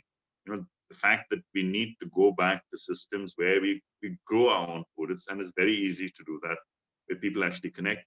and establish these ways in which people have their food resources close by. So the expenses are not much. They don't have to go to supermarkets to get their stuff. And it's a lot healthier also. So we are going back to this pandemic. In the first few months of the pandemic, when supermarkets weren't open, suddenly everyone went to a really simple, healthy lifestyles. There was no butter, there was nothing else. Everything was natural, locally, grown from a village, somebody's land, field close by, and was extremely good. And it was almost like this barter system of you give something, you get something, sort of thing. So we need to recall these traditional food systems, traditional economic systems, which actually have created a connect within the village itself, because you respect the person who's actually grown the food. There is a healthy exchange of trading of a commodity, and it keeps the village economy going. So, even as Avinash said, is creating this the basic income idea. Now, the basic income idea has to be also carefully, monitored. Like they tried the basic income idea, say, in a few villages in the north, and they found that they're like giving everybody 100 rupees a day, and the first thing they go and buy is buy a packet of chips, from the local shop. So it was being spent in the wrong way. So how do you create where money is spent in the right way? So it's definitely a great driver, but to ensure that it actually goes into the local economy. In Revora, I went to the scheme where basically the land that there was this field over there, which used to get double or triple cropping every year. There'd be paddy, there'd be vegetables, and the last crop would be beans. And then suddenly the stream started drying up, and they could only just manage paddy in the monsoon, and maybe just for a short while some vegetables. And it was all because the trees were cut along the area, dried up, the stream had diverted in places. So the government, the local MLA said, okay, fine. It was a fairly small thing, and they estimated about 40 lakhs to create the thing. And of course, we went into PWD, and for 4 or 5 years, it sat in PWD files. And the villagers said, why are you doing this? And so luckily they said, okay, fine. What if you just pay under this RDA scheme? You just pay us labor, we will do the dam. So they actually built, instead of one big dam, which is wasteful, for 40 lakhs, they built 15 small check dams. And they used only the stones which are lying at the side of the river. Hardly any cement. They just put all the stones together. They created these check dams, and they made the water percolate into the ground. And the total cost of that was 4 lakhs. So for 1/10 of the value, they got something that was far more effective. So there you're putting money into the people. You're putting, it's not going to some PWD contractor where 20% is whittled off to some MLA, whatever, but it's actually going to the people. So you're supporting a local economy. You're making a product that is far better. If you look at, say, what happened in Croatia after the war, a lot of their buildings are damaged, the bombings and the attacks, whatever, and they didn't know how to rebuild the thing. The UN just said, okay, fine, we need to do that. And they started estimating the cost of actually rebuilding, and it was tremendous. And they said, how do we do this? And so what they did was skill building. They said, okay, fine, all the men, the women, whatever, can we train them in the building industry? So can you become masons? Can you become carpenters? And on every street corner where they were building damaged, they dumped sand, cement, wood, whatever other materials, and they trained these people. So the people got back into rebuilding their cities. It cost them very little, because even though the land, all the materials are lying at the corner of the street, when you have cement bags and sand and everything lying at every corner, nobody's going to pinch it, right? Because who are you going to sell it to? So it suddenly worked beautifully. So you've not only reduced the cost, but you've actually created a new skill. So as you said, skill building is very important. How do we train people for new life? Because that's one way in which we can make sure the economy thrives again, because we have to divert. Jobs are going to change. We need to respond to that in a way in which we spread the job opportunities. Yes, Dean, thank you very much for that perspective. I just want to make one point clear from what I said earlier. Don't want people to get misunderstanding. I'm not against people coming into Goa. By all means, people should come into Goa, but they have to first remember why they are coming into Goa, especially people who want houses and property. They have to remember why they're coming into Goa. They're coming into Goa because there is more oxygen, there is no pollution compared to the other cities, there's lesser congestion, there is more nature, and they should be aware that they are not getting into any decisions or model that is going to take that away from them in the next 10 years, because this is what is happening to Goa at the rate at which these concrete jungles are slowly getting into Goa. In another 10 years, we will have to live, who have been used to the natural life in Goa, we will have to live Goa once it becomes a concrete jungle and go and live in the ghats. You see, so Feli, when you were saying the global Goan diaspora, they should invest money in kind of buying the land, and if people are desperate in Goa because they don't have money, they should buy it. That's one thing. The second thing I think is the global Goan should be funding local businesses, right? I think there should be a committee across Goa set up to streamline and put forward 10,000 people in Goa who want to do all of these local clean and clean businesses. And I think our global Goans should be funding those operations, because there is a cycle. Uh, uh, uh, I think people, it's something logical to ask for, isn't it? That your local people have local business and become prosperous and happy on their own work, and create products and services for each other from the local, what's available, what we call the app, ABCD, uh, asset based community development. That is, I'm saying that coconut tree that you get 120 products, people are not even doing that business, and there are another 100 products like that in Goa that can come out of Goa. So using the local assets, and we have to remember these, anything of plants is regenerated. You can grow it again and again and again. The land will produce the amount of rainfall and biodiversity, and then amount of birds, animals, and all these pollinating creatures. So that can go on forever. And yes, Avinash, would you like to comment on all of this? Yes. See, whether it's sale of property or encouraging people to buy naturally uh, goods made of natural material, all this comes to demand and supply. If you talk about properties, the question should be how, it should not be how we stop Goans from selling land, because I don't think majority of Goans sell land, for the just to live a luxurious life. They sell land because they have no other source of income, or Right. or they feel that they cannot make use of that land. And if we want, as a state-wise policy, if we want the entire state uh, to reduce the demand for property, it should be through policy. It cannot be through changing mindset. Mindset can be change of mindset, like encouraging them to do certain jobs, can be done at a local level. uh, Once the demand for property in Goa decreases through higher land tax or through higher non-occupancy tax, automatically there will be oversupply, and therefore there'll be a disincentive for Goans to sell land, and that's when they will come up with creative ways of utilizing the land. Now, when it comes to starting a business, it's very, very difficult to start and run a business in Goa. We don't have, somebody can make you do things, place an order for, say, 1,000 bamboo toothbrushes, and they just say, okay, now we don't want it. You please keep it with you. Do we have systems in place to ensure that, the contract is honored? The answer is no. A single person, it's very difficult. The businesses that you see today, uh, I'm sorry, my dog is barking in the background, but the businesses that you see today, especially the small retailers, they are like, whether they come from Rajasthan or any other state, uh, it's a risky business and they're mostly fly by night. But if they have to register GST, if they have to do all this other procedures, it's very difficult for Goans to do it. And one thing we must remember, we are not traditionally a minded society. We don't, all of us don't have that. I mean, I've spoken to a lot of people and friends. Many of them have failed at businesses because it's not something that comes natural to us.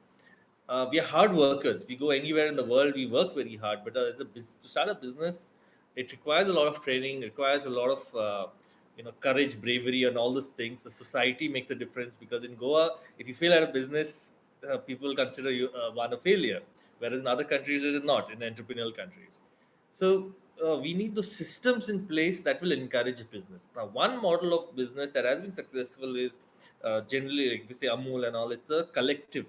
So, if you ask NRIs which business do you want to invest in, I would suggest that they should come down, get local villagers together to form a cooperative society. We have so many of these self-help groups, but not doing anything because they don't have technology access. They don't have proper managerial skills or marketing skills. That is what NRIs can bring in, not just the money. But once they come and set those system up, give them those machinery to make those, you show the plates made of the step, this thing of the supari plants and all. So that technology has to be brought in from outside, and has to be there has to be investment in that because the government doesn't have the money to do it.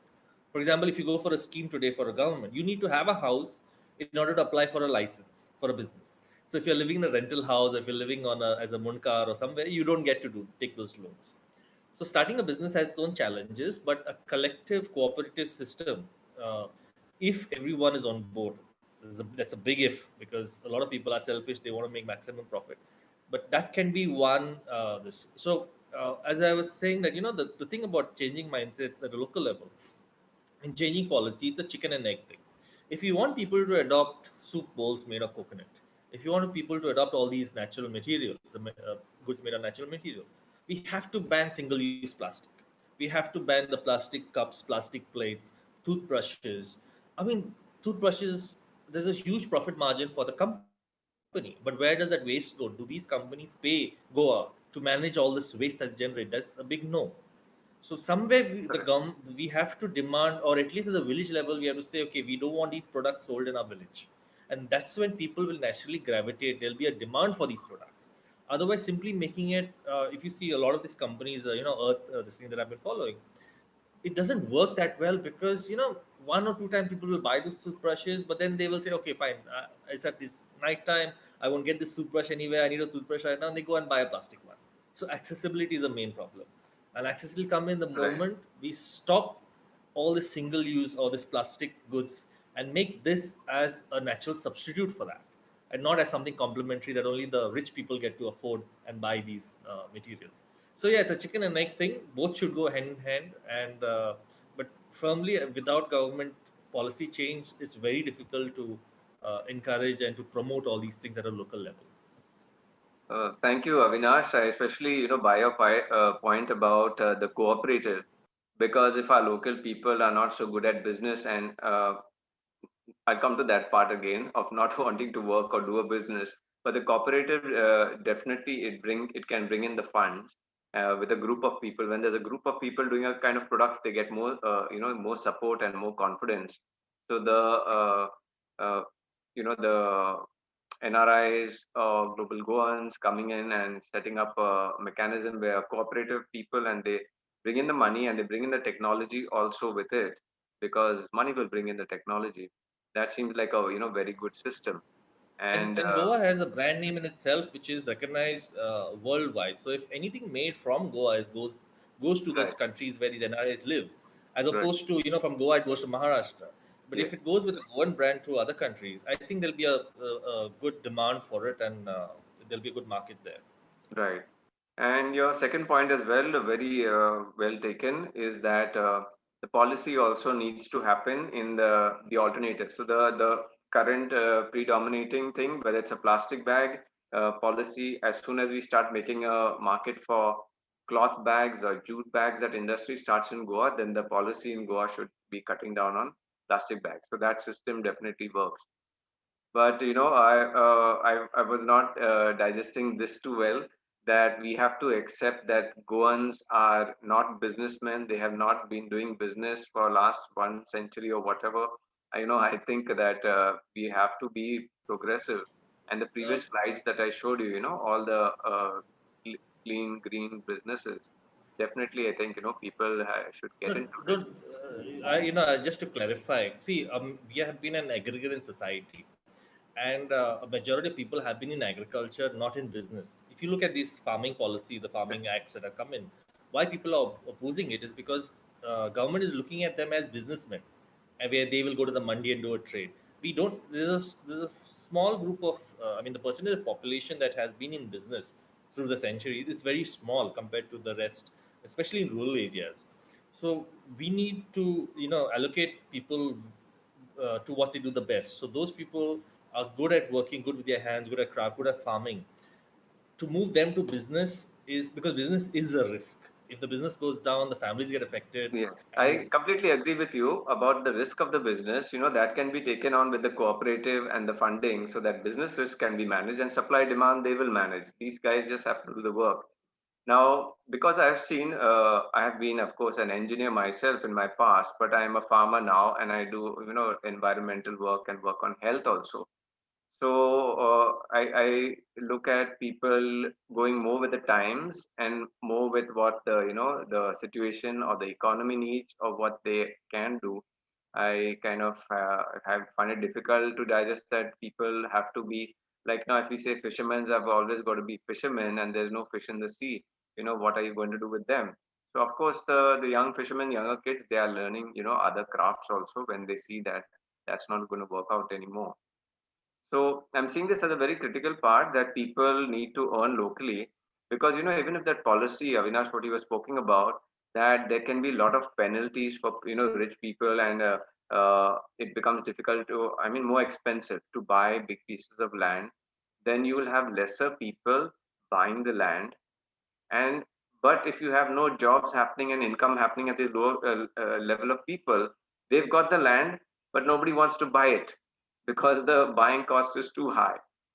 So it looks like a so bit let me of clarify there as well. The cost is associated with non-utilization of the land. a okay So if they non-utilized. are buying something, if they're buying a land and they have to pay land tax, they are incentivized, or rather, they are forced to do something Some with the land. productive with the land, as opposed to right now just leaving it barren, waiting for 20 years when an airport comes or IIT comes in the vicinity and they Right, get to make plots and sell it. So right.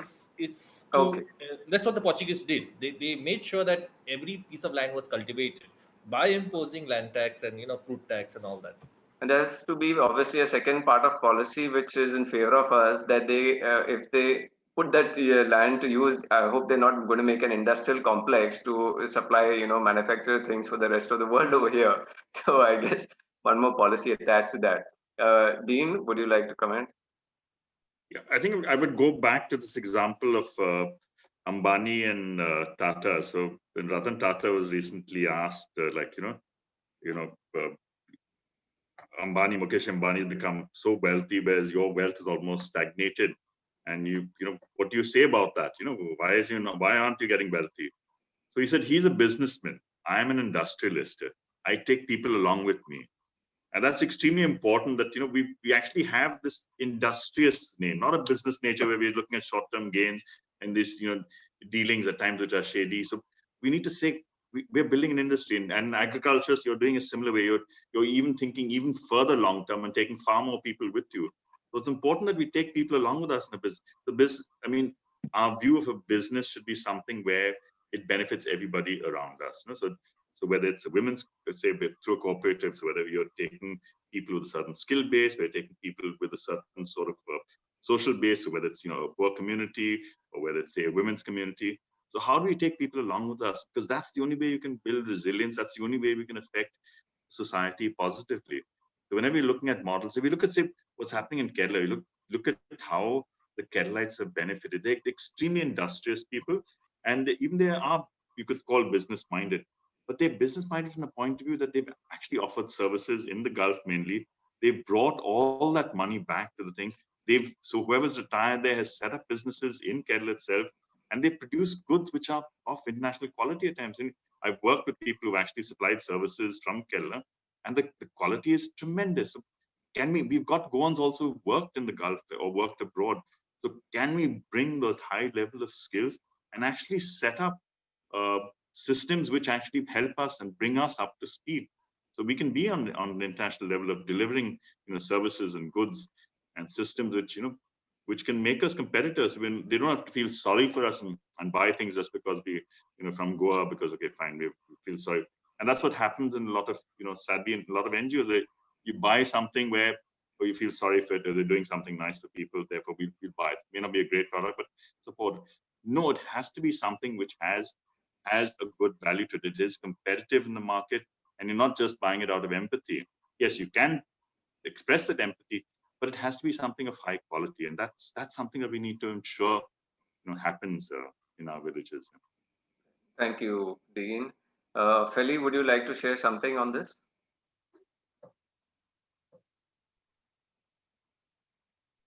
Yeah, I wanted to share long back because Dean spoke first and then Avinash, then again you asked Dean.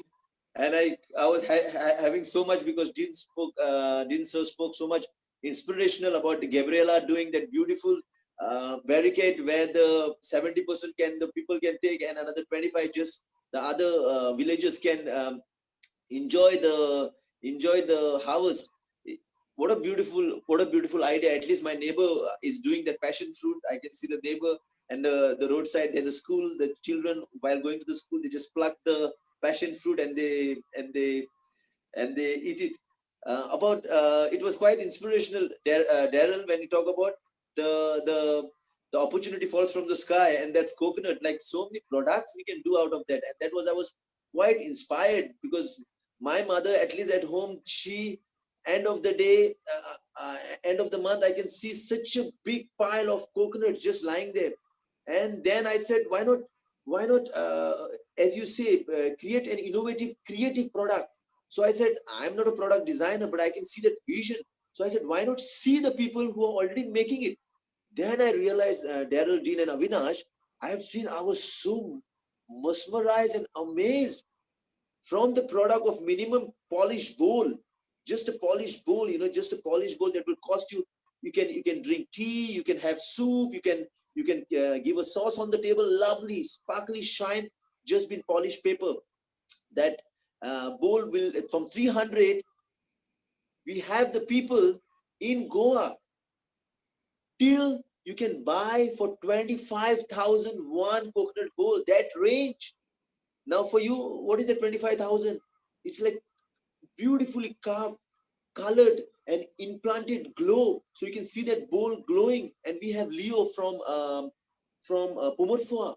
We have Mr. Lotlekar from Arpara. Oh my God, he's done record by creating such a small cross, 190 cross across the different countries. An individual cross has different name. It's a magic to even see. And once it's one in entire world. So we have, and he's a sciencer by profession, Lotlekar, and he represents Goa with all these coconut shells across Delhi and but small scale. And I was just having a conversation with him.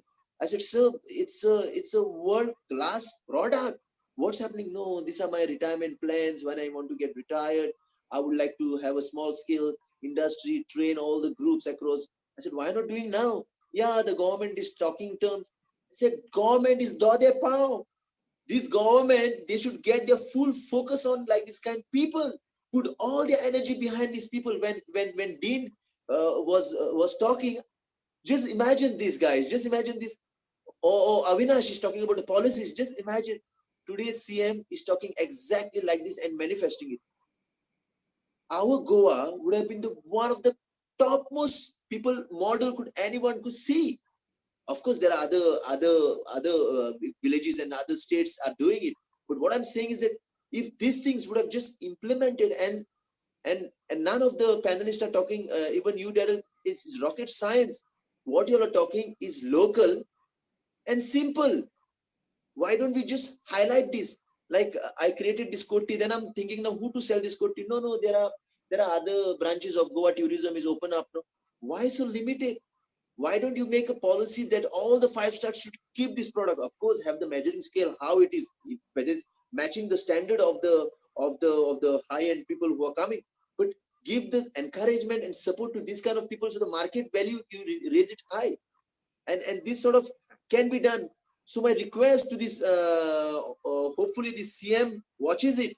Why don't you take something from this circle? And it's not now only they tell. I know at least Dean and Claude, every time they're there to express these policies to these people. But why are this present government are blindfolded just because of development and money? What is the development? What is the price we are paying? We local are paying. We local are paying that there's so much danger to this the air. Just because we are coming, all the people who are coming and traveling to Goa is because of the air, and that air is been polluting. Now those are the things which need to understand by the decision maker.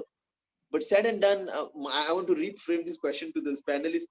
What they would do, sir? What they will do? They have seen the money they have never seen in their family, in their life. They have never seen so much power, never in their family history of their life. And suddenly, the dictator minister is listening from the central. It's not his decision. Adani is not friend. As far anybody knows, Adani, who is getting the coal or this big industrial, they are not your friends. It's all coming from the central. How do they take decision? My question is this: either they leave the job or what? I don't know. So, Felly, that's a very big question, and we are just, up with our time now. So maybe we'll keep that for another session. But I'll just take a couple of things. There's one question from Sai, and he has just asked me. He's asking the right question. Which are those 120 products that are there of coconut? So Sai, I'll give you that phone number of Nano those production guys in South. I'll get it. So I'm just giving you my phone number on the chat. Okay, and we can be in touch. Another thing, for Sai only connected to that, whichever coconuts are out of shape, okay, and not used as bowls or wine goblets and all, you can burn it. I bought this thing from Amazon, activated charcoal. Okay, then you make activated charcoal of misshapen coconuts, and I've got a bunch of coconuts too. And from the coir, they're making the scrubbing utensils, natural scrubber. Then you're creating cocoa peat, and also with all of those things, every part of the coconut, I think you can make 10 products. That's how they reach 120 products. So it'll be really wonderful for Sai to go, and for us also sometimes to get in touch with them and see that. The last question for panelists is how can our audience get in touch with you? Could you please tell them one by one your contact point? Maybe it's a website or an email address, or you want to share some project that you're doing right now. If you could type it, also tell us, and then after that, type it in the chat. Avinash? My number, I will put it in the chat. So what the work I'm doing currently right now is recently that I won a case in the High Court, wherein the court directed the government to ensure every village prepares its own development plan. This is not the 14th Finance Commission plan. This is a local development plan where the villages have to decide what they want in their village in terms of development, institutions, all that, and they have to do a survey. So if any village or if any group wants assistance on how to go about it, there's already rules in place. There's a full report that they have to fill that I can help out, and this is the first step how a village will become self-sustaining, because we need to have data about the village in order to plan for the future. So this is something that I am very keen on, and everything from CZMP, Coastal Zone Management Plan to Regional Plan, everything is connected to this one plan. And this plan will go to the district. The district committee, development committee has to compile it and send it to the State Finance Commission. And every year, the budget, which is made by the state, has to be based on all these plans. So that's how our three-tier development, 73rd Amendment of the Constitution, that's how it was envisaged. And that is how we are going to get local voices heard. So I'll just put my number, and anyone who's interested can get in contact with me. Yes. Besides the number, any website, email address, or Facebook page? Yeah, I'm on Facebook, Avinash Tavares. If you just do a search, I'm the only Avinash Tavares right now in the world, I think, because it's an Indian name and a foreign surname, so it works. Yes. Okay, Avinash. Thank you, Dean. I put my email over there because I generally switch my phone off and or put it on silent. So so I prefer on email. I'm not on Facebook, thankfully. But everyone is welcome to contact. And I think what Avinash has done is remarkable in terms of actually making sure that the 73rd Amendment is put into place, and that the village development plan is an action plan. And the main critical thing which is important, which he mentioned, is really that both the spatial plan, that means the actual the plan of the village showing all the various zones in it, and the economic plan, that means your financial plan for thing, are in sync. Because it's important that that happen in sync. If it doesn't happen, so you're relating your expenses to what is happening at ground level, and so that's happened. Otherwise, it's all in the air. and it doesn't really happen. So that's extremely important that people participate in the future at village level, because the moment you try and do it centrally, whether it's town planning department or any other centralized department, they don't get it right. They don't really know the ground realities, and they don't really ensure that the real aspirations of the people are happen. And it actually, having it at village level ensures that you're not spending too much money, because the actual needs of people are fairly simple. So, but instead of building like fancy bridges or broadening roads or putting other expensive infrastructure, we should just be looking at simple interventions that benefit the village. I think this village plan is something if taken forward can make a big difference to our villages. Thank you, Dean. Felly, would you like to share some contact details with the audience so they can know more about your work? Yeah, so we run an NGO called Live Happy, working on the child-centered sustainable village model. Under that, we do many projects. For example, if anybody wants to volunteer, then most welcome. Now it's happening in the distance, but we have teachers, coordinators, mindfulness volunteers who are coming in, and we are giving classes to the children. Just 1 hour for the tuition time, but 1 hour we give for the academic year and 1 hour for the behavioral activity, enhancing their behavioral activity of the children. So that's involved a lot of art, dance, creativity, and many other things. So many people come to volunteer. Besides that, I would like to tell that every Saturday from 4 to 6:30, I have the Valley of Asagaon Heritage Walk. So I kindly invite everybody to please do come. So every Saturday I have 4 to 6:30. Besides that, I'm all over. You can just Google it. Google it. Website. Felly website. Live Happy Goa. Live Happy Goa. That's our NGO where we have a volunteer form. If you want to come in and want to share your innovative idea, and especially come and scrub some coconuts. It's a new invention what I'll be taking forward right now from this beautiful, auspicious talk webinar we had, and the new product I'm going to launch very soon with all the diaspora support to have it from your coat tea. And as a very important point, what we made here is not about innovation and creativity. It's about the mindset of the people. I want to know even how passionately you're talking about that coat tea, but I want to know out of your circle how many people will eat out of coat tea, because they have to believe in this is our Asmitai. They have to eat a soup or drink the water from that bowl. That what I can see right now, because my father is already doing it that, and I'm selling the bowl for my heritage walk also. That also is pretty much going, and they don't know that bowl what I'm selling them is that curry what they're eating, what my mother made. So that's a waste byproduct what I'm giving them, selling them, and I'm getting money. And what a prosperity. Hopefully the present minister listen to this prosperity and enhances the model. Yes, wonderful, Felly. Thank you. And I just noticed there's a question in the chat box, another Q&A. So I'll just take it from Judith Almeida. Keeping in mind that Goa is tiny, but it is rich in biodiversity. But we also are no more self-sufficient when it comes to food. What we are seeing today is the use of 16/8 to convert fields and sensitive orchard spaces. What can we do to stop this conversion? We do know that 16B, I think, has been challenged, and it will depend upon that, what the courts finally decide. Is it not true that these fields, once damaged, cannot be restored to its original state once concrete is poured?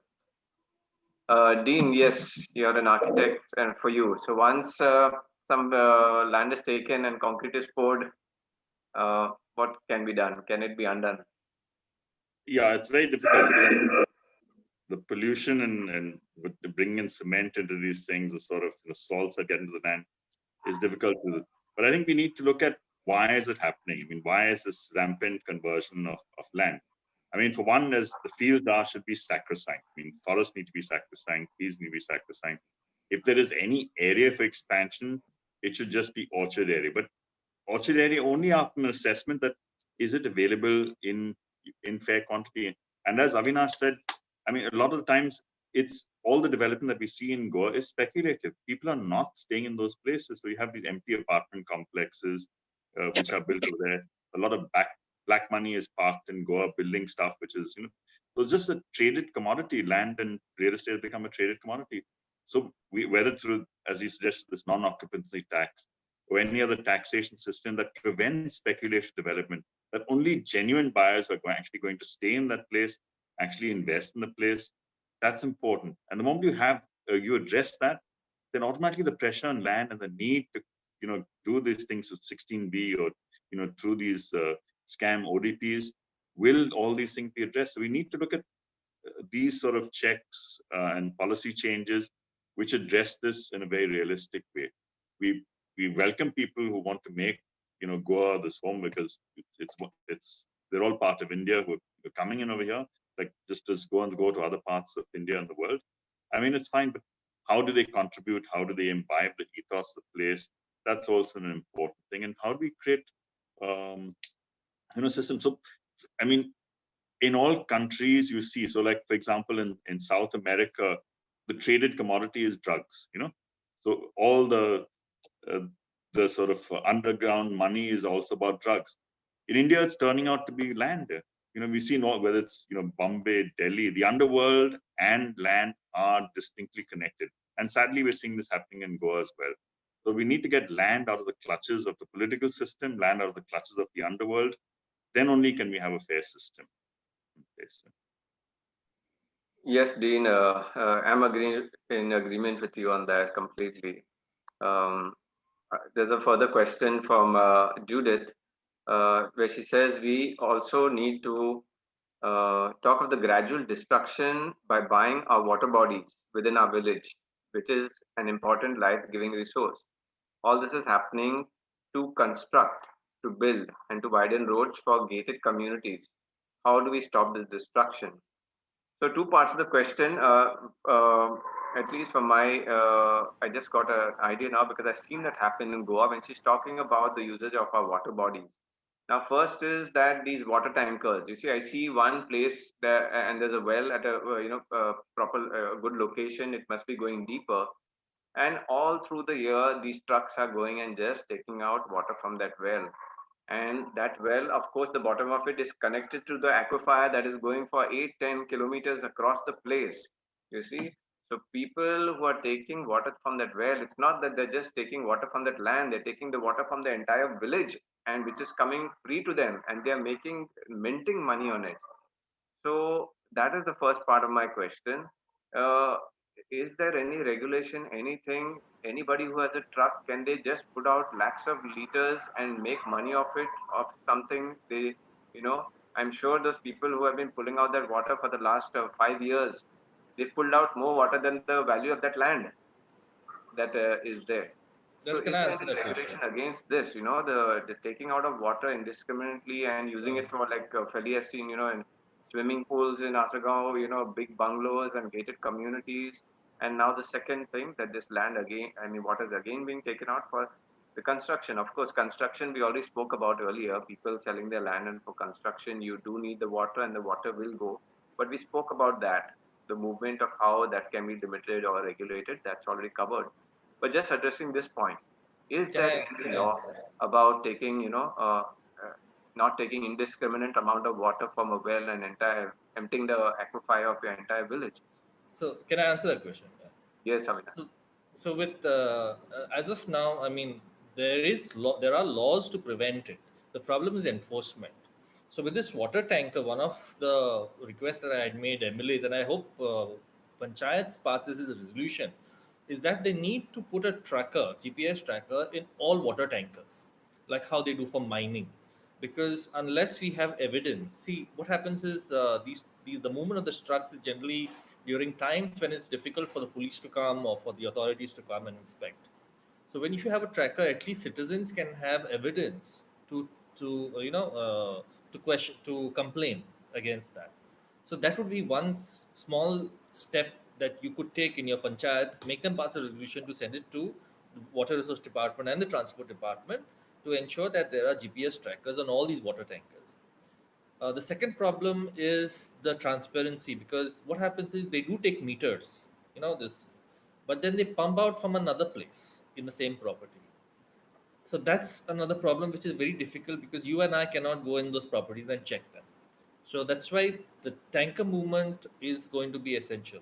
Now, as far as the other things, the WRD, as per my knowledge, is doing a full mapping of the bandaras, of the check dams, of the water bodies, and and besides that, even the central government is doing it. The Survey Department of India survey of this. Now, if the village themselves do it in the biodiversity plan, that will create a good record of all these areas. What is happening today is we don't have a record of these water bodies. So the moment they are buried and you go and complain, the official will come and say, this was just a low lying area, it was not a water body. So it's essential that we have records and we have data regarding this thing. So the biodiversity committees were formed so that all these resources could be identified and catalogued, and we need this process to continue. We need every village to do its job. uh, Democracy is not something that, we want democracy, but we have a very feudal mindset where we want a king to come and do everything for us, or or the whereas many of these villages are not taking up the responsibility of doing this job themselves.